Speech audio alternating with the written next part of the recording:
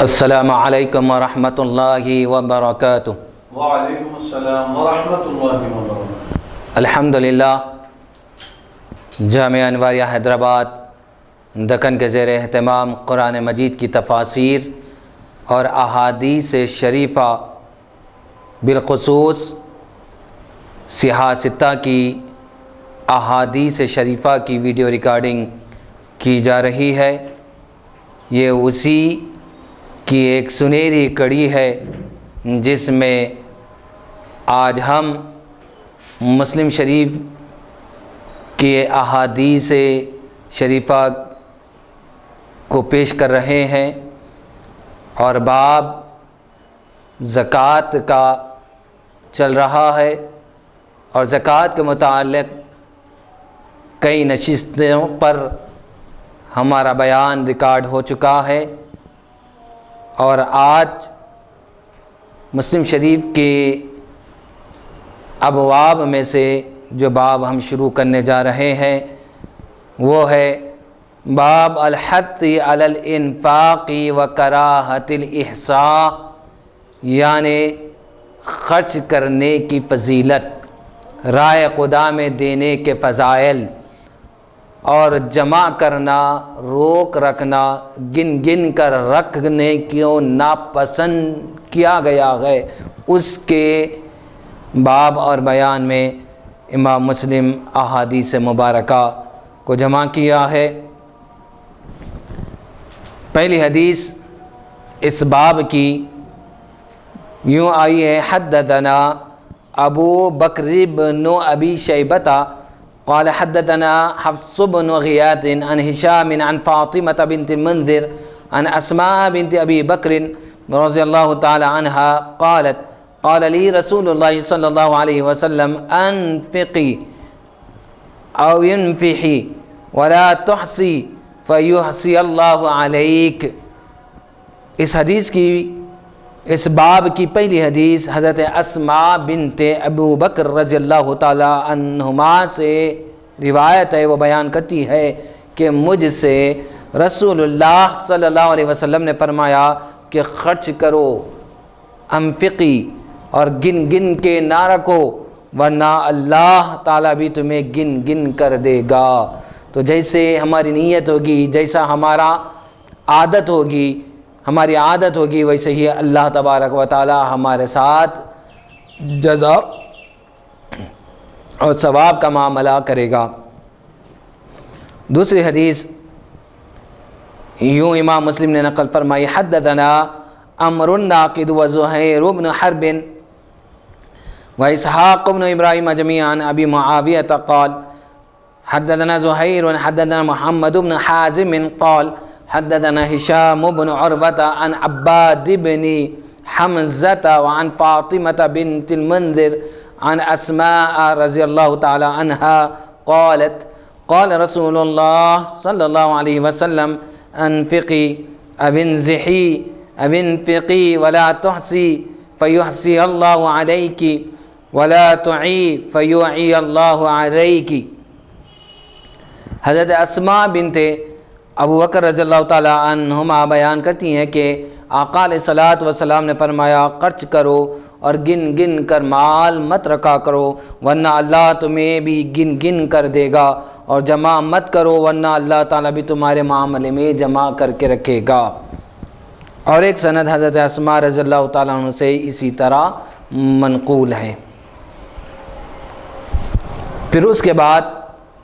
امام مسلم اور ایک حدیث اس باب میں پیش کیا ہے: حدثنی محمد بن حاتم وہارون بن عبد اللہ قال حدثنا حجاج بن محمد قال قال ابن جریج اخبرنی ابن ابی ملیکۃ ان عباد بن عبد اللہ بن الزبیر اخبره عن اسماء بنت ابی بکر رضی اللہ تعالی عنہما انها جاءت النبی صلی اللہ علیہ وسلم فقالت یا نبی اللہ لیس لی من شیء الا ما ادخل علی الزبیر فهل علی جناح ان ارزق مما يدخل علی فقال ارزقی ما استطعت ولا تعی فیعی اللہ علیک۔ حضرت اسماء بنت ابو بکر رضی اللہ تعالیٰ عنہما بیان کرتی ہیں کہ وہ رسول اللہ صلی اللہ علیہ وسلم کی خدمت میں حاضر ہوئی اور عرض کیا، یا رسول اللہ، میرے پاس تو سوا اس مال کے کچھ نہیں ہے جو زبیر مجھے دیتے ہیں، اگر میں اس مال میں سے کچھ خرچ کروں تو کیا مجھے گناہ ہوگا؟ آپ نے فرمایا، جس قدر دے سکو تو دو اور جمع نہ کرو، ورنہ اللہ تعالیٰ بھی تمہارے معاملے میں جمع کر کے رکھے گا۔ ان احادیث مبارکہ کے بعد شارح مسلم نقل فرماتے ہیں، شوہر کے مال میں سے اس کی اجازت کے بغیر خرچ کرنا جائز اور درست نہیں ہے۔ یہ حدیث اس بات پر دلالت کر رہی ہے، اشارہ کر رہی ہے کہ حضرت زبیر نے جو مال حضرت اسماء رضی اللہ تعالی عنہا کو ذاتی خرچ کے لیے دیا تھا اس میں سے خرچ کریں، یا حضرت زبیر کے مال میں سے اتنا خرچ کریں جو معمولی ہو، جس پر وہ ناراض نہ ہوتے ہو، ناخوش نہ ہوتے ہو، تو اجازت ہے۔ یہ حدیث کا باب یہاں پر ختم ہوا۔ پھر اس کے بعد نیا باب امام مسلم علیہ الرحمہ لائے ہیں، اور نام اس باب کا یوں رکھا، باب الحث علی الصدقہ ولو بالقلیل ولا تمتنع من القلیل لاحتقارہ، تھوڑا سا صدقہ دینے کی ترغیب، صدقہ دینے کی ترغیب کے بیان میں احادیث امام مسلم نقل فرمائے ہیں۔ پہلی حدیث اس باب کی یوں ہے، حدثنا یحیی بن یحیی قال اخبرنا اللیث ابن سعد وحدثنا قتیبة بن سعید قال حدثنا اللیث عن سعید بن ابی سعید عن ابیہ عن ابی ہریرہ رضی اللہ تعالی عنہ ان رسول اللہ صلی اللہ علیہ وسلم كان يقول يا نساء المسلمات لا تحقرن جارة لجارتها ولو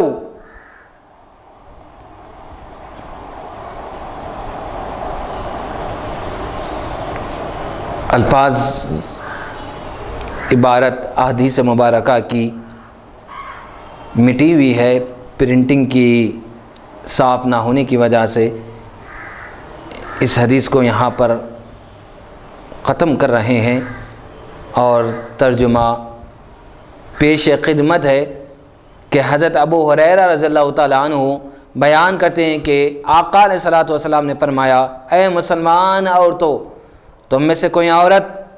اپنی ہمسائے کو حقیر نہ سمجھے، خواہ وہ اسے بکری کا ایک کھر دے۔ معمولی چیز دینے پر اور صدقہ کرنے پر، ہدیہ دینے پر ہم کیا کریں؟ حقیر نہ جانے دینے والے کو، اور اس کی حقارت جوئی نہ کریں۔ شارح حدیث اس حدیث کا مطلب اور ترجمہ مزید لکھتے ہوئے کہتے کہ معمولی مقدار کا صدقہ بھی جائز ہے، اور چیز کی کمی کے باعث صدقہ کرنے سے نہ رکیں، اور یہ کہ کسی کی دی ہوئی چیز خواہ کم ہو اس کو حقیر نہ جانیں، کیونکہ اللہ تعالیٰ کے یہاں تو ایک ذرے بھر کی نیکی بھی مقبول ہو جاتی ہے، اور اللہ کے یہاں اس کا اجر و ثواب رکھا گیا ہے، جیسا کہ ارشاد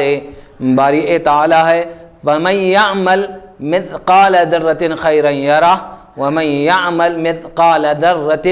شَرًّا يَرَهُ۔ سورہ زلزال کی آیات طیبات ہے، جس میں اللہ رب العزت یوں فرما رہا ہے کہ جو کوئی ذرہ بھر بھی نیکی کرے گا اللہ اس کی جزا دے گا، اور ذرہ بھر جو برائی کرے گا اللہ اس کی جزا بھی اللہ رب العزت دے گا۔ تو ہم نیکی کو معمولی نیکی نہ سمجھے، کسی صدقے کو معمولی صدقہ نہ سمجھے، اور اس کی حقارت نہ کرے، اس کے صدقہ دینے والوں کو حقیر نہ جانے۔ یہ اسلام کی تعلیمات ہے، اور آقا دو جہاں سرور کائنات صلی اللہ علیہ وسلم کے فرمودات ہمارے لیے یہی پیغام اور درس اور رہنمائی ہم کو کر رہے ہیں۔ اب یہ باب ختم ہونے کے بعد اور ایک نیا باب امام مسلم صدقے کے ضمن میں بیان کرتے ہوئے لکھتے ہوئے لاتے ہیں، باب فضل اخفاء الصدقہ، پوشیدگی کے ساتھ صدقہ دینے کی فضیلت، چھپا کر صدقہ دینے کے فضائل کیا ہے کہ جس میں ایسا صدقہ ہو، ایسی خیرات ہماری ہو، اور ایسا بانٹنا ہو جس میں دکھاوا نہ ہو، ریا نہ ہو، شہرت نہ ہو، کوئی اور دنیاوی غرض نہ ہو، بلکہ للہ ہو، اللہ کی رضا کے لیے ہو اور اللہ کی خوشنودی کے لیے ہو۔ تو امام مسلم علیہ الرحمہ اس باب کو باندھ کر احادیث مبارکہ پیش کرتے ہیں۔ حدثنی زہیر بن حرب ومحمد بن المثنى جميعا عن يحيى القطاني قال زهير قال حدثنا يحيى بن سعيد عن عبيد الله قال أخبرني خبيب بن عبد الرحمن عن حفص بن عاصم عن أبي هريرة رضي الله تعالى عنه قال قال رسول الله صلى الله عليه وسلم سبعة يظلهم الله في ظله يوم لا ظل إلا ظله الإمام العادل وشاب نشأ بعبادة الله ورجل قلبه معلق في المساجد ورجلان تحابا في الله اجتمعا عليه وتفرقا عليه ورجل دعته امرأة ذات منصب وجمال فقال إني أخاف الله ورجل تصدق بصدقة فأخفاها حتى لا تعلم يمينه ما تنفق شماله ورجل ذكر الله تعالى خاليا ففاضت عيناه۔ تو اس صدقے کے بارے میں جو حدیث امام مسلم علیہ الرحمہ نے لائی ہے اس کا ترجمہ یوں ہے، حضرت ابو ہریرہ رضی اللہ تعالیٰ عنہ راوی ہیں، وہ بیان کرتے ہیں کہ آقا علیہ الصلوۃ والسلام نے فرمایا 7 لوگ اس دن اللہ کے سائے تلے ہوں گے جس دن اللہ کے سائے کے سوا کسی کا سایہ نہ ہوگا۔ ایک امام عادل، وہ نوجوان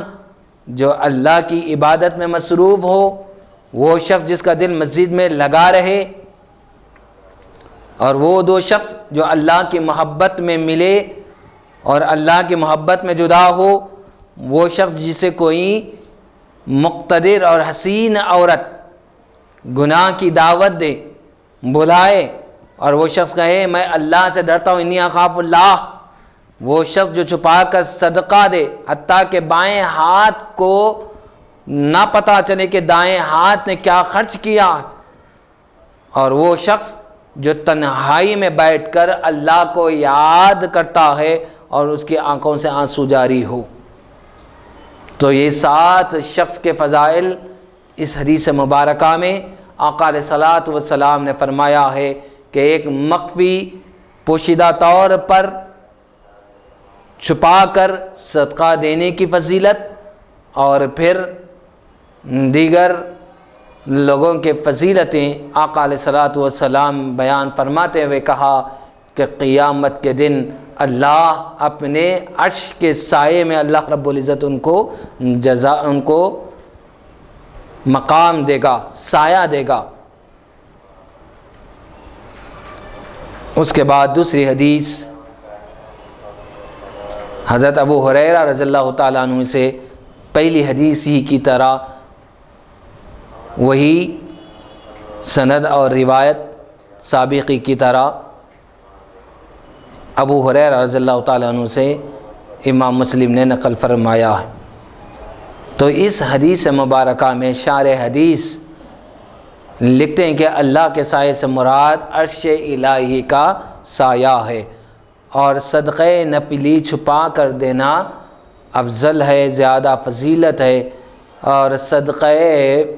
فرضیہ یعنی زکوٰۃ علی الاعلان دینا چاہیے۔ اور امام عادل سے مراد ہر وہ شخص ہے جس کے پاس مسلمانوں کے فیصلے اور معاملات ہو، وہ ان کو اصول اور قانون کی روشنی میں انجام دے اور کسی کی رعایت نہ کرے، بلکہ جو قرآن جو کہتا ہے اور حدیث اس کے بارے میں جو فیصلہ کرتی ہے وہی فیصلہ کرے، وہ امام عادل ہے۔ تو ایسے امام عادل کو اللہ تبارک و تعالیٰ اپنے عرش کا سایہ نصیب ہوگا۔ اب یہاں پر کہ پوشیدہ طور پر اور چھپا کر صدقہ دینے کی فضائل کا باب ختم ہو چکا ہے۔ پھر اس کے بعد اور ایک نیا باب، باب بیانی ان افضل الصدقۃ صدقۃ الصحیح الشحیح،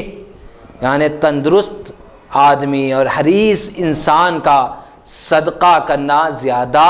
افضل ہے۔ اس باب میں پہلی حدیث امام مسلم یوں پیش کرتے ہیں، حدثنا زہیر بن حرب قال حدثنا جریر عن عمارة بن القعقاع عن ابی زرعة عن ابی ہریرة رضی اللہ تعالیٰ عنہ قال اتى رسول اللہ صلی اللہ علیہ وسلم رجل فقال یا رسول اللہ ای صدقۃ اعظم قال ان تصدق وانت صحیح شحیح تخشى الفقر وتأمل الغنى ولا تمهل حتى اذا بلغت الحلقوم قلت لفلان كذا ولفلان كذا وقد كان لفلان۔ اس حدیث کا ترجمہ ملاحظہ ہو، اس حدیث کے راوی سیدنا ابو ہریرہ رضی اللہ تعالیٰ عنہ ہے۔ وہ بیان کرتے ہیں کہ آقا علیہ الصلوۃ والسلام کی خدمت میں ایک شخص حاضر ہوا اور عرض کیا، یا رسول اللہ کون سے صدقہ اجر زیادہ ہے؟ آپ نے فرمایا تم اس حال میں صدقہ دو کہ تم تندرست ہو، وہ حریص ہو، خواہش مند ہو، تم کو فقر کا خوف ہو اور مالداری کی امید ہو، اور صدقہ دینے کو اس وقت تک نہ موقر کرتے رہو حتیٰ کہ تمہاری جان حلق تک جا پہنچے، اور پھر تم کہو اتنا فلاں کا اتنا فلاں کا، اب تم کہو یا نہ کہو وہ تو فلاں کا ہو چکا ہے۔ یعنی اس حدیث مبارکہ میں ترغیب دی جا رہی ہے کہ صدقے کی، کہ آدمی جب تک جان درست رہے، صحت مند رہے، اور جان اور صحت کو غنیمت جانتے ہوئے زیادہ سے زیادہ صدقہ اور خیرات کرے اور اس کے اجر و ثواب سے زیادہ مالا مال ہو جائے۔ اور اگر وہ صدقہ اور خیرات نہ کرے، بخالت سے کام لے، تو بالآخر وہ جب مر جائے گا تو بہت سارا مال وارثوں کے لیے چھوڑ جائے گا، تو پھر بھی چھوڑنا ہی ہے۔ اگر اپنے مال کو باقی رکھنا ہے اور اس کی جزا زیادہ سے زیادہ پانا ہے تو راہ خدا میں خرچ کرنے کا حکم دیا جا رہا ہے، اس سے قبل کہ موت آ جائے اور ہمارا رشتہ حیات دنیا سے ختم ہو جائے۔ دوسری حدیث امام مسلم نقل فرماتے ہیں اس باب میں، وحدثنا ابو بکر بن ابی شیبۃ وابن نمیر قال حدثنا ابن فضیل عن عمارة عن ابی زرعة عن ابی ہریرة رضی اللہ تعالیٰ عنہ قال جاء رجل الى النبي صلی اللہ علیہ وسلم فقال یا رسول اللہ ای الصدقة اعظم اجرا قال اما وابیک لتنبأن وأنت تصدق وأنت صحيح شحيح تخشى الفقر وتأمل البقاء ولا تمهل حتى إذا بلغت الحلقوم قلت لفلان كذا ولفلان كذا وقد كان لفلان۔ حضرت ابو ہریرہ رضی اللہ تعالیٰ عنہ بیان کرتے ہیں کہ ایک شخص حضور علیہ الصلوۃ والسلام کی خدمت مبارکہ میں حاضر ہوا اور عرض کیا، یا رسول اللہ کون سے صدقہ کا اجر زیادہ ہے، کون سے صدقے کا اجر زیادہ ہے؟ آپ نے فرمایا تمہارے باپ کی قسم تم کو ضرور خبر دی جائے گی، تم اس حال میں صدقہ دو کہ تم تندرست ہو، تمہارا جسم سلامت ہو، حریص ہو، طالب ہو، خواہش مند ہو، فقر کا خوف کرتے ہو اور تونگری کی امید، مالداری کی امید رکھتے ہو اور مال اپنے پاس روک رکھنے کی زیادہ امید رکھتے ہو، اور صدقہ دینے میں اتنا تاخیر نہ کرنا کہ تمہاری جان حلقوم تک یعنی حلق تک پہنچ جائے اور پھر تم کہو اتنا فلاں کا اور اتنا فلاں کا، حالانکہ اب تم کہو نہ کہو وہ فلاں کا ہو چکا ہے۔ اسی طرح اور ایک حدیث سابق کی طرح امام مسلم نے حدیث کو لایا ہے۔ تو ان احادیث مبارکہ کا نچوڑ اور خلاصہ یہ ہے کہ آپ صلی اللہ علیہ وسلم نے فرمایا تیرے باپ کی قسم، حالانکہ غیر اللہ کی قسم کھانا ممنوع ہے، اس کا جواب یہ ہے کہ غیر اللہ کی قسم کھانا اس لحاظ سے ممنوع ہے کہ اگر قسم پوری نہ کی تو حانث ہو جائے گا، یا قصداً ممنوع ہے، بلا قصد زبان پر جاری ہو تو ممنوع نہیں ہے۔ تو قسم کھا کر، قسم اس لیے کھائی جاتی ہے کہ بات آنے والی جو اہمیت کی حامل ہے اور زیادہ اہمیت والی ہے، اور اہمیت بتانا جب مقصود ہے اور ان کی توجہ اپنی طرف مبذول کروانا مقصود ہو تو قسم کھائی جاتی ہے۔ اور قسم کھا کر آقا علیہ الصلوۃ والسلام نے فرمایا کہ صدقہ دیا کرو اس سے قبل کہ موت آ دبوچ لے اور تمہارے رشتے حیات منقطع ہو جائے اور تم دنیا سے رحلت کر جاؤ، انتقال کر جاؤ، اس سے قبل صدقہ اور خیرات کر لیا کرو اور اس کے فضائل سے اپنے آپ کو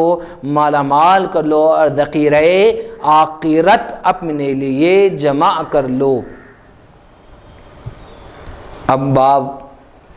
وہاں وہ ختم ہو چکا ہے، اب نیا باب امام مسلم آغاز فرما رہے ہیں، اور باب کا نام ہے باب بیانی ان الید العلیٰ خیر من الید السفلی وان الید العلیٰ ہی المنفقہ وان الید السفلی ہی العاقدہ۔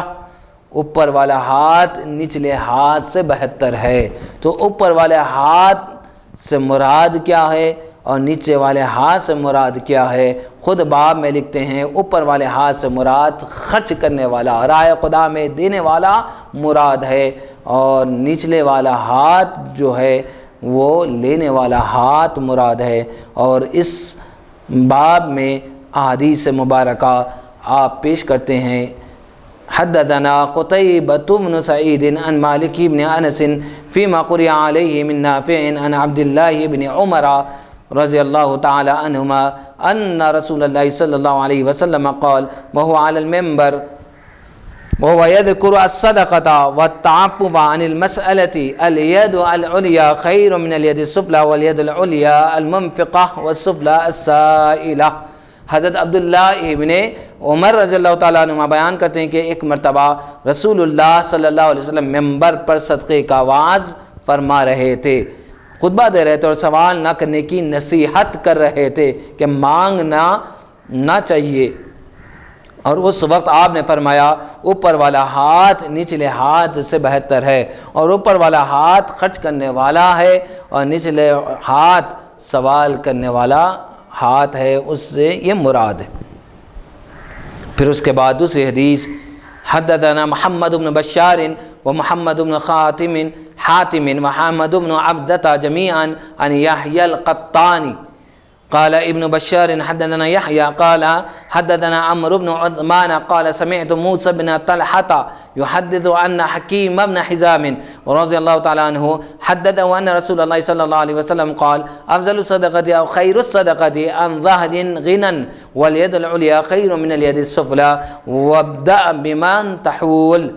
حضرت حکیم بن حزام رضی اللہ تعالیٰ عنہ اس حدیث کے راوی ہیں، وہ بیان کرتے ہیں کہ آقا علیہ الصلوۃ والسلام نے فرمایا افضل ترین صدقہ وہ ہے جس میں صدقہ کرنے کے بعد بھی آدمی غنی رہے، مالدار رہے، اور اوپر والا ہاتھ ہاتھ سے بہتر ہے، اور جو تمہارے زیر کفالت ہے ان سے صدقہ دینے میں ابتدا کیا کرو، یعنی جو زیر پرورش ہے، جو تمہارے اپنے ہے، رشتہ دار ہے، ان سے صدقہ اور خیرات اور زکوٰۃ کے دینے میں ابتدا کیا کرو، پہل کیا کرو۔ وَابْدَأْ بِمَنْ تَعُولُ کے الفاظ حدیث مبارکہ میں آئے ہیں۔ پھر اس کے بعد امام مسلم علیہ الرحمہ اور ایک حدیث اس باب کے ضمن میں نقل فرماتے ہیں حدثنا ابو بکر بن ابی شیبہ وعمر الناقد قال حدثنا سفیان عن الزهري عن عروة وسعيد عن حكيم بن حزام رضي الله تعالى عنه قال سألت رسول الله صلى الله عليه وسلم فأعطاني ثم سألت فأعطاني ثم سألت فأعطاني ثم قال إن هذا المال خزرة حلوة فمن أخذه بطيب نفس بورك له فيه ومن أخذه بإشراف نفس لم يبارك له فيه وكان كالذي يأكل ولا يشبع واليد العليا خير من اليد السفلى. حضرت حکیم بن حزام رضی اللہ تعالیٰ بیان کرتے ہیں کہ میں نے رسول اللہ صلی اللہ علیہ وسلم نے 3 مرتبہ مانگا، آپ نے مجھے 3 مرتبہ عطا کیا، پھر آپ نے فرمایا یہ مال سرسبز اور میٹھا ہے، جس نے اس کو نفس کی سربلندی یعنی بن مانگے یا دینے والے کی خوشی سے لیا اس کے مال میں برکت ہوگی، اور جس نے نفس کو ذلیل کر کے یعنی مانگ کر لیا ہے اس کے مال میں برکت نہیں ہوگی، اور وہ اس شخص کی طرح ہوگا جو کھاتا ہے اور سیر نہیں ہوتا اور اوپر والا ہاتھ نچلے ہاتھ سے بہتر ہے. تو اس حدیث مبارکہ میں دینے والے ہاتھ کو اوپر الید العلیاء اوپر والا ہاتھ قرار دیا گیا، اور مانگنے کی برائی اور مانگ کر لینے میں بے برکتی کی بات بتلائی گئی ہے، اور نچلا والا ہاتھ اسے قرار دیا گیا ہے. وحدثنا نصر بن علی الجهضمي وزهير بن حرب وعبد بن حميد قالوا حدثنا عمر بن يونس قال حدثنا إكرمة بن عمار قال حدثنا شداد قال سمعت أبا أمامة رضي الله تعالى عنه قال قال رسول الله صلى الله عليه وسلم يا ابن آدم إنك أن تبذل الفضل خير لك وأن تمسك شر لك ولا تلام على كفاف وابدأ بمن تعول واليد العليا خير من اليد السفلى. اس حدیث میں حضرت ابو امامہ رضی اللہ تعالیٰ عنہ بیان کرتے ہیں کہ آقا علیہ الصلوۃ والسلام نے فرمایا اے ابن آدم تیرے لیے ضرورت سے زائد چیز کا خرچ کرنا بہتر ہے، اگر تو اس کو رو کے رکھے تو یہ تو برا ہے، اور ضرورت کے مطابق خرچ رکھنے پر تجھے ملامت نہیں ہے. یعنی ضرورت کے مطابق خرچ رکھ لینا، اپنے پاس روک رکھ لینا، اس میں کوئی قباحت اور برا نہیں ہے. اور جو تیری پرورش ہے ان سے ابتدا کو، جو تیرے زیر پرورش ہے، جو تیرے زیر ماتحت ہے ان سے ابتدا کرو، اوپر والا ہاتھ نچلے ہاتھ سے بہتر ہے. تو ان احادیث مبارکہ کا خلاصہ اور نچوڑ شارح مسلم نقل فرماتے آپ نے فرمایا آقا علیہ الصلوۃ والسلام کا افضل ترین صدقہ وہ ہے جس میں صدقے کے بعد آدمی غنی رہے، کیونکہ انسان اگر سارا مال صدقہ کر کے خود فقیر بن جائے اور اپنی ضروریات کے لیے دوسروں کا دست نگر ہو جائے، یعنی دوسروں کے تابع ہو جائے اور دوسروں کے تحت ہو جائے، تو یہ اللہ تعالیٰ کی ناشکری ہے اور یہ مذموم ہے، پسندیدہ ہے اور قابل مذمت ہے، اور یہ قابل درست نہیں ہے. اس کے بعد یہ باب ختم کرنے کے بعد ایک نئے باب کا آغاز امام مسلم علیہ الرحمہ نقل فرما رہے ہیں، اور یہ بڑا طویل باب ہے جو سوال کرنے کی ممانعت کے مانگنا، سوال کرنا، بھیک مانگنا اور لوگوں کے سامنے ہاتھ پھیلانا، یہ چیزیں منع ہونے کے بیان میں احادیث مبارکہ امام مسلم لا رہے ہیں. اور باب کا نام ہے باب النہی عن المسألہ، یعنی بھیک مانگنے کی ممانعت. حدثنا ابو بکر بن ابی شیبہ قال حدثنا زید بن الحباب قال اخبرني معاویہ بن صالح قال حدثني ربیعۃ بن یزید الدمشقی عن عبد الله بن عامر الجهضمي قال سمعت معاویہ رضی اللہ تعالیٰ عنہ يقول إياكم وأحاديث إلا حديثا كان في عهد عمر رضي الله تعالى عنه فإن عمر كان يخيف الناس في الله سمعت رسول الله صلى الله عليه وسلم ويقول من يريد الله به خيرا يفقهه في الدين وسمعت رسول الله صلى الله عليه وسلم يقول إنما أنا خازن فمن أعطيته عن طيب نفس فمبارك له فيه ومن أعطيته عن مسألة وشرة كان كالذي يأكل ولا يشبع۔ حضرت معاویہ رضی اللہ تعالیٰ عنہ نے فرمایا تم ان احادیث کے سوا احادیث بیان کرنے سے بچو جو حضرت عمر رضی اللہ عنہ کے زمانے میں روایت کی گئی ہے، کیونکہ حضرت عمر رضی اللہ عنہ اس معاملے لوگوں کو اللہ سے ڈرایا کرتے تھے، اور میں نے رسول اللہ صلی اللہ علیہ وسلم سے سنا ہے، آپ صلی اللہ علیہ وسلم نے فرمایا اللہ تعالیٰ جس شخص سے بھلائی کا ارادہ کرتا ہے من یرید اللہ بہ خیرا اسے دین کی سمجھ عطا فرماتا ہے یفقہہ فی الدین۔ اور میں نے رسول اللہ صلی اللہ علیہ وسلم سنا میں صرف قاضن ہوں، جس کو میں نے خوشی سے دیا اس کو برکت ہوگی، جس کو میں نے اس کے مانگنے یا اس کی حرص کی وجہ سے اور بیجا طلب اور خواہش کی وجہ سے دیا تو وہ شخص کی طرح جو کھاتا ہے سیر نہیں ہوتا، یعنی اس کا پیٹ بھرتا ہی نہیں ہے اس شخص کی طرح۔ پھر اس کے بعد دوسری حدیث اس باب کے ضمن میں امام مسلم نقل فرماتے حدثنا محمد بن عبد الله بن نمير قال حدثنا سفيان عن عمرو عن وهب بن منبه عن أخيه عن همام عن معاوية رضي الله تعالى عنه قال قال رسول الله صلى الله عليه وسلم لا تلحفوا في المسألة فوالله لا يسألني أحد منكم شيئا فتخرج له مسألته مني شيئا وأنا له كاره فيبارك له فيما أعطيته۔ حضرت ابو ہریرہ رضی اللہ عنہ روایت کرتے ہیں کہ آقا علیہ الصلوۃ والسلام فرمایا تم گڑ گڑا کر سوال مت کیا کرو، بخدا جو شخص مجھ سے سوال کرے اور میں ناخوش ہوں اور میں ناخوشی سے اس کو دوں تو میری دی ہوئی چیز میں کیسے برکت ہوگی۔ تو جو چیز خوشی کے ساتھ نہ دی جائے تو اس چیز میں کیسے برکت ہوگی۔ اور ایک سند حضرت معاویہ رضی اللہ تعالیٰ سے سابق کی طرح روایت امام مسلم نے پیش کیا ہے۔ پھر اس کے بعد اور ایک حدیث حدثني حرملة بن يحيى قال أخبرنا ابن وهب قال أخبرني يونس عن ابن شهاب قال حدثني حميد بن عبد الرحمن بن عوف قال سمعت معاوية بن أبي سفيان وهو يخطب يقول إني سمعت رسول الله صلی اللہ علیہ وسلم يقول من يريد الله بخير يفقهه في الدين وإنما أنا قاسم ويعطي الله۔ حضرت معاویہ بن ابی سفیان رضی اللہ تعالیٰ نے خطبہ دیتے ہوئے فرمایا اللہ تعالیٰ جس شخص کے ساتھ خیر کا ارادہ کر لیتا ہے اس کو دین کی فقہ اور سمجھ عطا فرما دیتا ہے، اور میں صرف تقسیم کرنے والا ہوں اور اللہ دینے والا،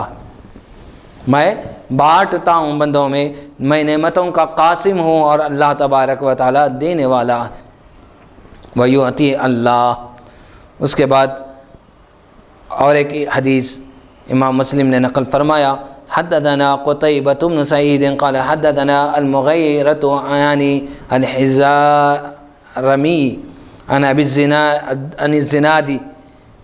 عن الأعرج عن أبي هريرة رضي الله تعالى عنه أن رسول الله صلى الله عليه وسلم قال ليس المسكين بهذا الطباب الذي يطوف على الناس فترده اللقمة واللقمتان والتمرة والتمرتان قالوا فما المسكين يا رسول الله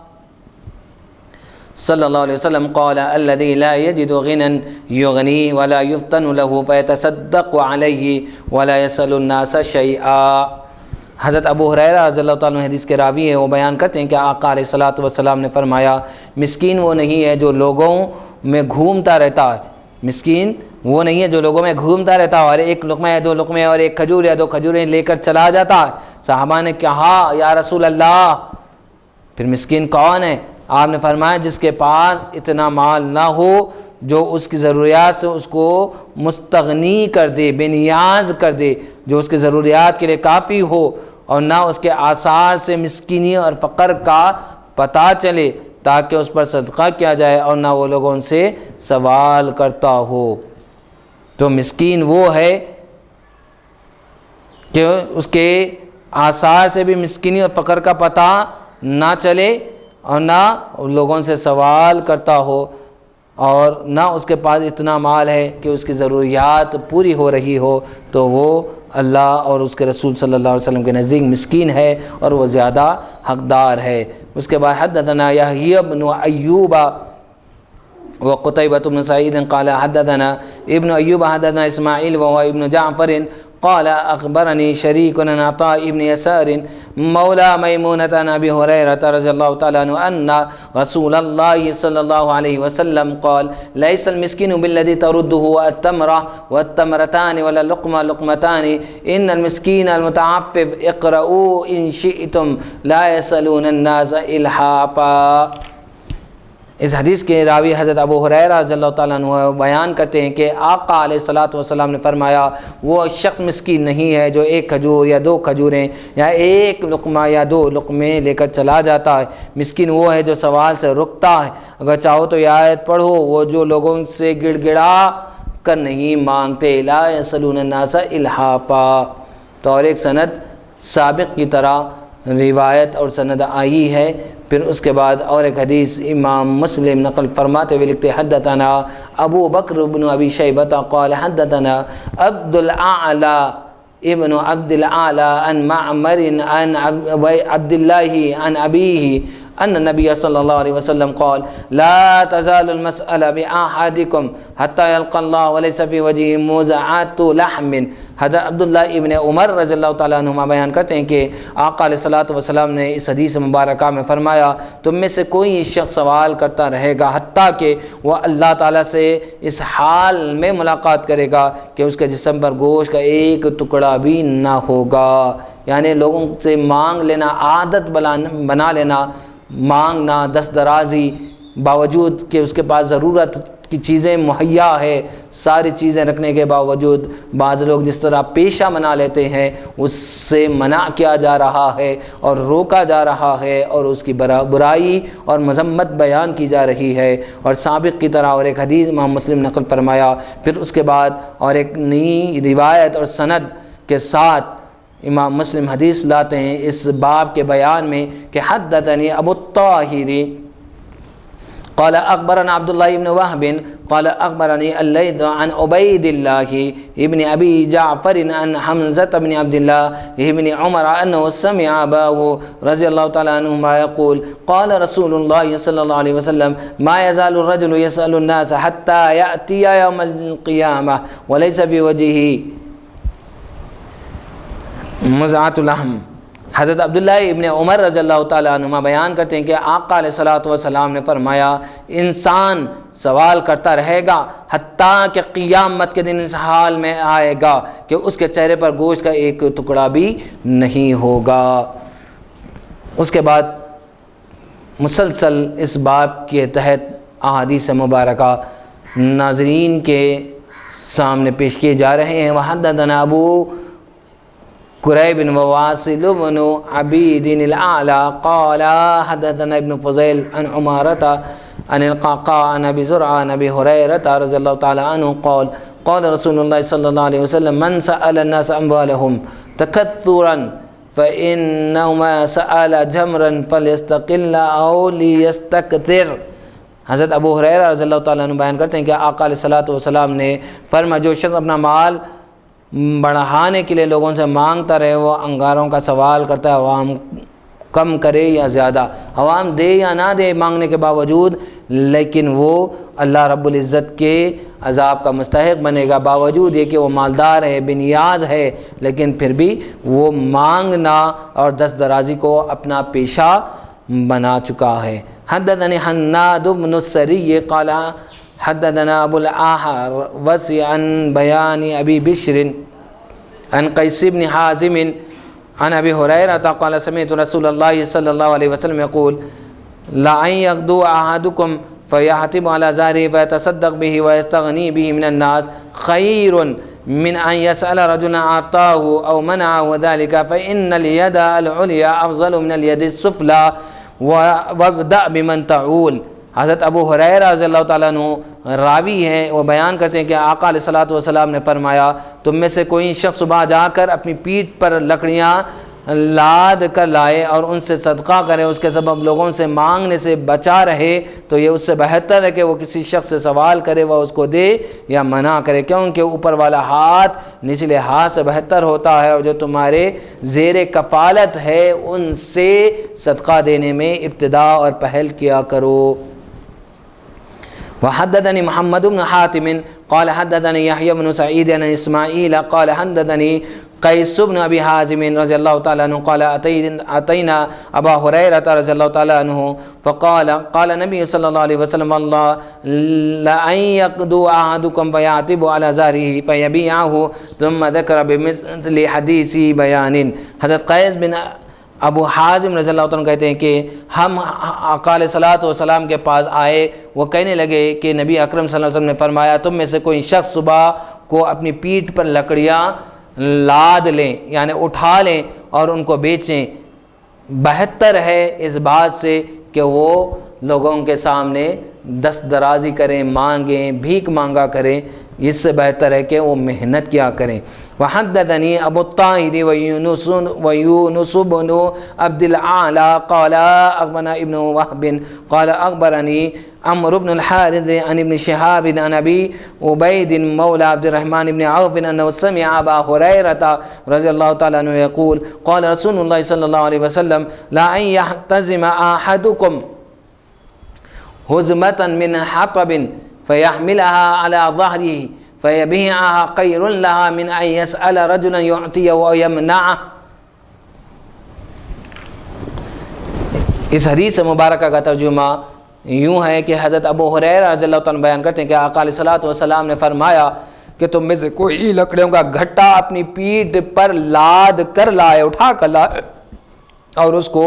فروخت کرے، بیچیں، تو یہ اس سے بہتر ہے کہ وہ کسی شخص سے سوال کرے، مانگے اور وہ اس کو دے یا نہ دے۔ پھر اس کے بعد اور ایک طویل حدیث اس باب کی امام مسلم علیہ رحمہ لا رہے ہیں۔ وحدثني عبد الله بن عبد الرحمن الدارمي وسلمة بن شيب قال سلمة حدثنا وقال حدثنا الدارمي أخبرنا مروان وهو ابن محمد الدمشقي قال حدثنا سعيد وهو ابن عبد العزيز عن ربيعة بن يزيد عن أبي إدريس القولاني عن أبي مسلم القولاني قال حدثني الحبيب الأمين أما هو فحبيب إلي وأما هو عندي هو فأمين أوف بن مالك الأشجعي رضي الله تعالى عنه قال كنا عند رسول الله صلى الله عليه وسلم 9 أو 8 أو 7 فقال ألا تبايعون رسول الله صلى الله عليه وسلم كنا حديث عهد ببيعة فقلنا قد بايعناك يا رسول الله فقال ألا تبايعون رسول الله صلى الله عليه وسلم فقلنا قد بايعناك يا رسول الله ثم قال ألا تبايعون رسول الله صلى الله عليه وسلم قال فبسطنا أيدينا وقلنا قد بايعناك يا رسول الله فقال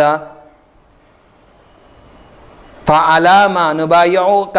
قال أن تعبدوا الله ولا تشركوا به شيئا والصلوات الخمس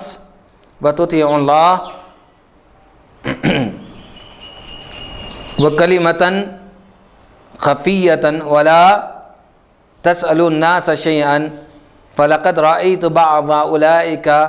النفر يسقط صوت أحدهم فما يسأل أحدا يناوله إياه۔ یہ طویل حدیث مبارکہ جس کے راوی حضرت عوف بن مالک رضی اللہ تعالیٰ عنہ بیان کرتے ہیں کہ آقا علیہ الصلوۃ والسلام کے پاس ہم 9 یا 8 یا 7 آدمی موجود تھے۔ آپ صلی اللہ علیہ وسلم نے فرمایا کیا تم اللہ کے رسول صلی اللہ علیہ وسلم بیعت نہیں کرتے؟ ہم نے انہی دنوں سے آپ سے بیعت کی تھی۔ ہم نے عرض کیا یا رسول اللہ ہم تو بیعت آپ سے کر چکے ہیں۔ آپ نے پھر فرمایا تم اللہ کے رسول صلی اللہ علیہ وسلم سے بیعت نہیں کرتے؟ ہم نے عرض کیا یا رسول اللہ ہم تو آپ سے بیعت کر چکے ہیں۔ آپ نے فرمایا تم اللہ کے رسول صلی اللہ علیہ وسلم بیعت نہیں کرتے؟ اور کہتے ہم نے ہاتھ بڑھا دیے اور عرض کیا یا رسول اللہ ہم تو آپ سے بیعت کر چکے ہیں، اب کس چیز کی بیعت کریں؟ تو آپ صلی اللہ علیہ وسلم نے فرمایا اس بات کی کہ تم اللہ کی عبادت کرو گے اور اس کے ساتھ کسی کو شریک نہ بناؤ گے اور 5 نمازیں پڑھو گے اور اللہ کی اطاعت کرو گے، اور ایک بات آہستہ سے فرمائی کہ لوگوں سے کسی چیز کا سوال نہیں کرو گے۔ میں نے اس جماعت کے بعد ساتھیوں کو دیکھا، ان کے سواری سے چابک گر جاتا تھا، وہ کسی سے اس کے اٹھا کر دینے کا سوال بھی نہیں کرتے تھے۔ تو ان احادیث مبارکہ کی روشنی میں ہمیں کیا پیغام ملتا ہے اور کیا سبق ملتا ہے؟ ان احادیث مبارکہ میں رسول اللہ صلی اللہ علیہ وسلم نے سوال کرنے اور لوگوں سے مانگنے اور دست دراز کرنے اور بھیک مانگنے سے منع فرمایا اور اس کی مذمت فرمائی ہے اور اس کی قباحت بیان فرمائی ہے اور برا جانا ہے، اور مسلمانوں کو اس بات پر ابھارا ہے کہ وہ سوال کرنے سے حتی الامکان جتنا ہو سکے بچیں، گریز کریں۔ اور علامہ نووی رحمۃ اللہ علیہ لکھتے ہیں کہ علماء کا اس بات پر اتفاق ہے کہ بلا ضرورت سوال کرنا حرام ہے، اور جو شخص کمانے پر قادر ہو اس کے بارے میں 2 قول ہے۔ ایک قول یہ ہے کہ اس کا سوال کرنا حرام ہے، یعنی اس کا مانگنا باوجود سب کچھ رکھنے کے مانگنا حرام ہے، اور دوسرا قول یہ ہے کہ اس کا سوال کرنا کراہیت سے خالی نہیں ہے، مکروہ ہے، ناپسندیدہ عمل ہے، بشرطے کہ اس میں 3 شرطیں پائی جائیں۔ سوال کرتے وقت اپنے آپ کو ذلیل نہ کریں، گڑ گڑا کر سوال نہ کرے، اور مسئول کو ادا نہ دے، یعنی جس سے مانگا جا رہا ہے، جس کے سامنے یہ سوال کر رہا ہے اس کو ادا نہ دے۔ اگر یہ شرطیں نہ پائی جائے تو سوال کرنا بالاتفاق حرام ہے، یعنی اس کو حق نہیں ہے کہ وہ لوگوں سے بھیک مانگے۔ بہرحال بھیک مانگنا، سوال کرنا اور گڑ گڑا کر مانگنا، یہ ساری چیزیں ناپسندیدہ ہے، بلکہ آقا علیہ الصلوۃ والسلام ہم مسلمانوں کو یہ ترغیب دے رہے ہیں کہ مانگنے کے بجائے آپ محنت کریں، کسب کریں، ریاضت کریں اور مجاہدہ کریں۔ یہ چیز اللہ کے پاس بڑی پسندیدہ ہے، اور خود جیسا کہ آقا علیہ الصلوۃ والسلام کا فرمان ہے، الکاسب حبیب اللہ، کہ کمانے والا اللہ کا محبوب ہے۔ جس ہاتھوں پر آقا علیہ الصلوۃ والسلام گھٹے پڑ جاتے ان ہاتھوں کو چوما کرتے تھے صحابہ،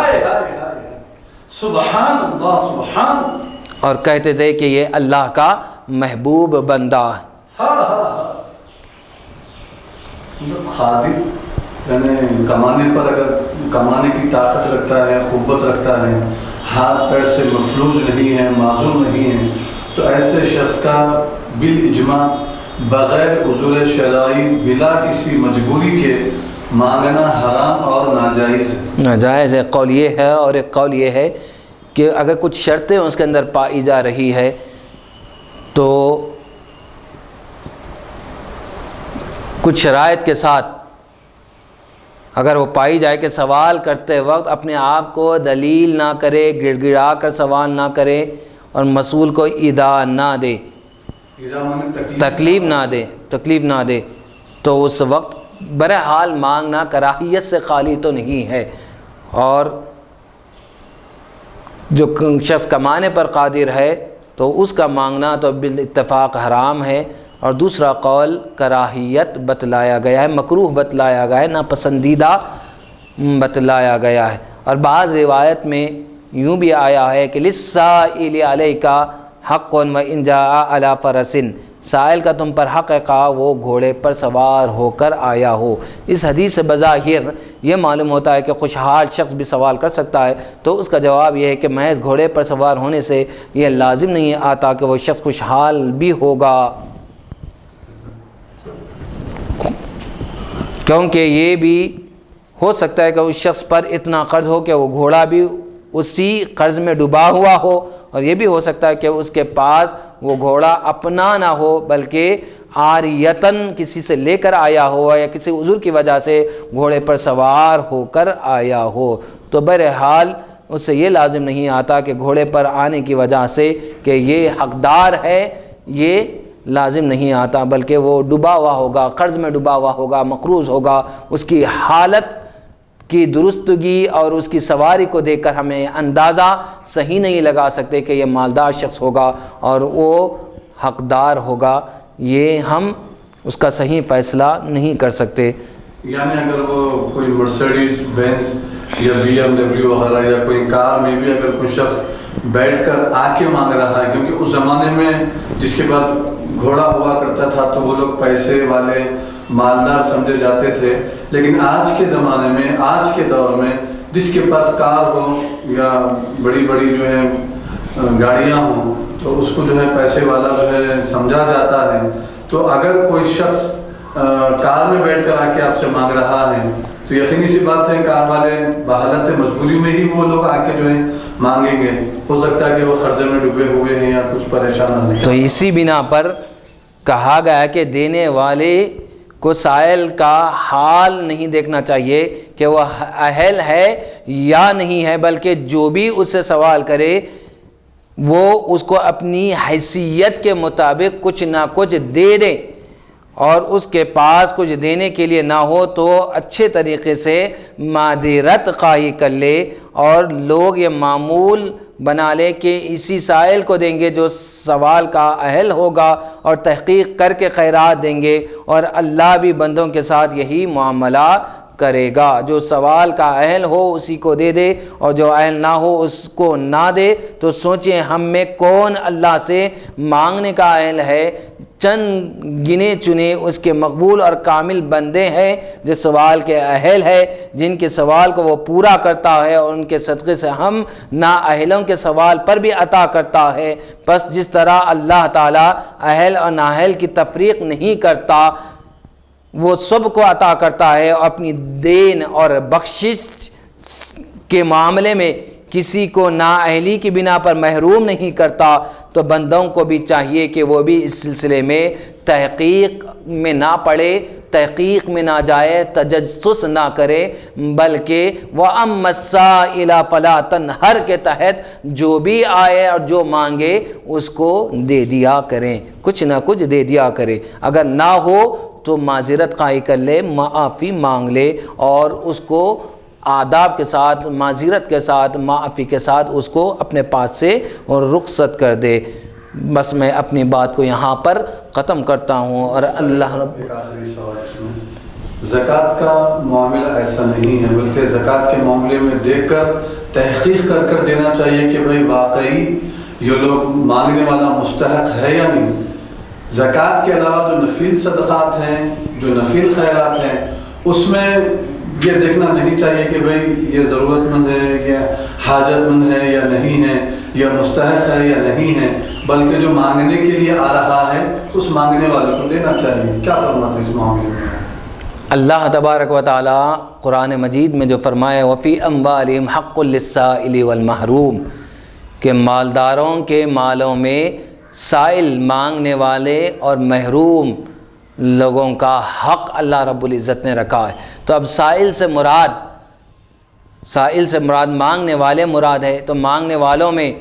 اب ہم کو معلوم نہیں ہے کہ اس کی کنڈیشن کیا ہے، اس کی حالت کیا ہے، اس کی مالی حالت کیا ہے، اس کی اقتصادی حالت کیا ہے، معلوم نہیں ہے۔ لیکن فرض زکوٰۃ کے بارے میں اللہ تبارک و تعالیٰ نے کہ کن کن لوگوں کو دینا ہے، اللہ رب العزت نے پوری فہرست اللہ رب العزت نے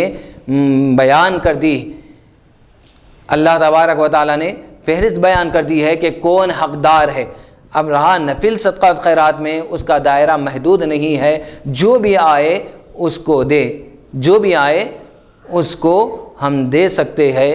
جتنا ہو سکے ہم دے سکتے ہیں۔ لیکن نفل زکوٰۃ فرض میں جیسا کہ فہرست بتلائی گئی ہے، اس فہرست کو مد نظر رکھتے ہوئے انہی لوگوں تک اپنے اموال فریضہ کو پہنچانے کی ہم جستجو اور کوشش اور سعی کریں۔ حسن زن کی بنا پر ہر شخص کو اہل ہی سمجھے، خواہ وہ گھوڑے پر سوار ہو کر آئے یا سواری پر سوار ہو کر آئے، اس طرح کسی ایک اہل کی بنا پر کئی نااہلوں کو مل جائے گا، جیسے کسی ایک نااہل اور کامل بندے کی وجہ سے اللہ تعالیٰ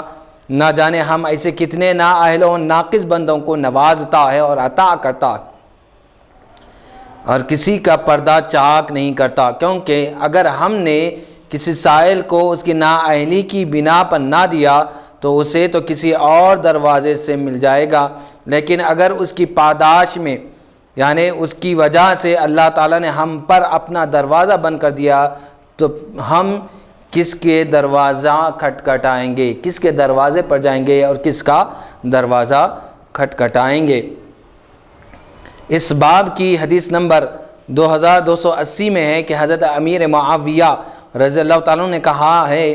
کہ ان احادیث کو بیان کرو جو حضرت عمر رضی اللہ عنہ کے زمانے میں بیان کی جاتی تھی۔ اس کی وجہ یہ تھی کہ حضرت امیر معاویہ رضی اللہ عنہ کے زمانے میں اہل کتاب سے بکثرت روایت کی جاتی تھی، اور حضرت عمر رضی اللہ عنہ کے زمانے میں جو روایت حدیث کے سلسلے میں احتیاط تھی اس کو ملحوظ نہیں رکھا جاتا تھا۔ حضرت عمر رضی اللہ عنہ روایت حدیث کرنے والوں پر بڑی سختی کرتے تھے اور روایت پر شہادت طلب کرتے تھے۔ فقہ کی فضیلت،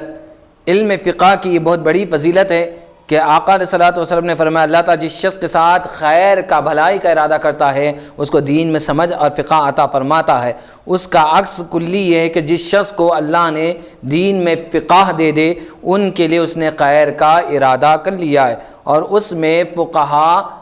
کے لیے عظیم بشارت ہے جو فقہ کا کام دیتے ہیں، جو مسائل قرآن حدیث سے نکالتے ہیں، ان کے لیے بہت ساری بشارت اور خوشخبری یہ دی جا رہی ہے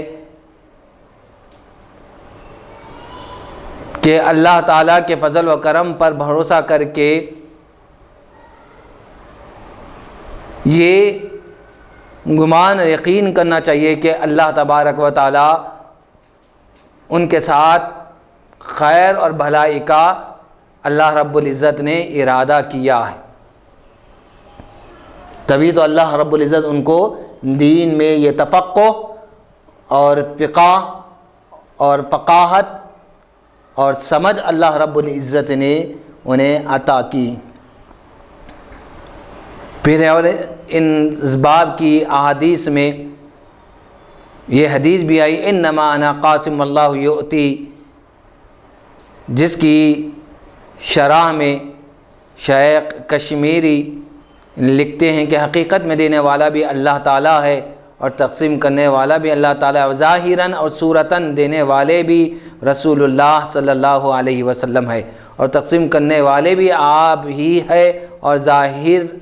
یہاں ظاہر ہی مراد ہے کیونکہ تمام لوگوں کی نظر حقیقت کی طرف منتقل نہیں ہوتی، اور عرف میں یعنی عرف عام میں اور عام طور پر اور ظاہر کا اعتبار ہوتا ہے۔ اب سوال یہ ہے کہ جب ظاہر کے اعتبار سے دینے والے بھی آقا علیہ الصلوۃ والسلام ہے اور تقسیم کرنے والے بھی آپ ہی ہے، تو آپ کی عطا کی نسبت اللہ کی طرف اور تقسیم کی نسبت اپنی طرف کیوں کی؟ تو اس کا جواب یہ ہے کہ عطا کا مرتبہ تقسیم سے بلند ہوتا ہے، اس لیے رسول اللہ صلی اللہ علیہ وسلم نے تواضعاً اللہ تعالیٰ کی طرف عطا کی نسبت کی اور اپنی طرف تقسیم کی نسبت کی۔ اب رہا کیا چیز تقسیم کرتے ہیں، علامہ عینی نے یہاں طویل بحث کی ہے اور یہ ثابت کیا ہے کہ علم اور مال دونوں چیزیں اللہ تعالیٰ دیتا ہے اور رسول اللہ صلی اللہ علیہ وسلم تقسیم فرماتے ہیں، اور لوگوں میں علم اور مال کے اعتبار سے جو کمی پیشی ہے وہ اللہ کی عطا کی جہت سے ہے، کیونکہ آپ تو صرف تقسیم کرنے والے ہیں، اور یہ بعید نہیں کہ عزت، شرافت، مال، دولت، علم، حکمت، غرض کے ہر نعمت دیتا اللہ ہے اور تقسیم آقا علیہ الصلوۃ والسلام کرتے ہیں، کیونکہ آپ ہر نعمت کے حصول میں واسطہ عظمیٰ ہے، وسیلہ جلیلہ ہے، اور آپ ہی سب سے بڑی نعمت عظمیٰ آپ کی ذات کو اللہ رب العزت نے بنایا۔ سبحان اللہ سبحان اللہ۔ ملا علی قاری رحمۃ اللہ علیہ فرماتے ہیں العلم والغنیمۃ ونحوہما وقیل البشارۃ للصالح والنذارة للطالع ويمكن أن تكون قسمة الدرجات والدركات مفوضة إليه صلى الله عليه وسلم ولا منع من الجمع كما يدل عليه حذف المفعول لتذهب أنفسهم كل المذهب ويشرب كل واحد من ذلك المشرب. آپ علم اور مال غنیمت اور اس جیسی چیزیں تقسیم فرماتے ہیں، یعنی آقا علیہ الصلوۃ والسلام مال غنیمت اور دیگر چیزیں آپ ہی تقسیم فرماتے ہیں. اور کہا گیا ہے کہ نیک لوگوں کو بشارت آپ ہی دیتے ہیں، بدکاروں کو وعید کی تقسیم آپ ہی کرتے ہیں. اور یہ بھی ممکن ہے کہ بلندیوں اور پستیوں کی تقسیم بھی آپ ہی کی طرف منسوب کی گئی ہے، اور ان تمام معانی کی ارادہ کر لینے سے بھی کوئی معنی نہیں ہے، جیسا کہ اس بات پر مفعول کا محذوف کرنا دلالت کرتا ہے تاکہ ہر شخص اپنے ذوق کے مطابق کہہ سکے اللہ تعالیٰ یہ چیز دیتا ہے اور اس کے محبوب تقسیم اس چیز کو کرتے ہیں. تو جو بھی اللہ دے گا اور اس کی تقسیم کرنے والے اللہ کے نبی محمد رسول اللہ صلی اللہ علیہ وسلم ہوں گے. تو جو بھی اللہ دے گا، یعنی مفعول محذوف ہے، جو بھی اللہ دے گا، جو نعمت بھی اللہ رب العزت دے گا، اس کی تقسیم کرنے والے آقا علیہ الصلوۃ والسلام مراد ہوں گے. یہ ملا علی قاری رحمۃ اللہ علیہ اپنے ملفوظات میں اس حدیث مبارکہ کی تشریح کرتے ہوئے لکھتے ہیں. اور یہاں پر باب ختم ہوتا ہے اور میں اپنی بات کو ختم کرتا ہوں اور اللہ رب العزت سے دعا گو ہوں کہ اے باری تعالی ہمیں بھی دین میں سمجھ عطا فرما اور ہمیں بھی فقہ کے لیے اور لوگوں کے بعض دین پہنچانے کے لیے اور احیاء دین کے لیے ہم سب کو منتخب کر لے. شرح صدر فرما، قرآن کی فہم دے، حدیث کی فہم دے، اس پر عمل کی توفیق عطا فرما. وآخر دعوانا ان الحمد للہ رب العالمین.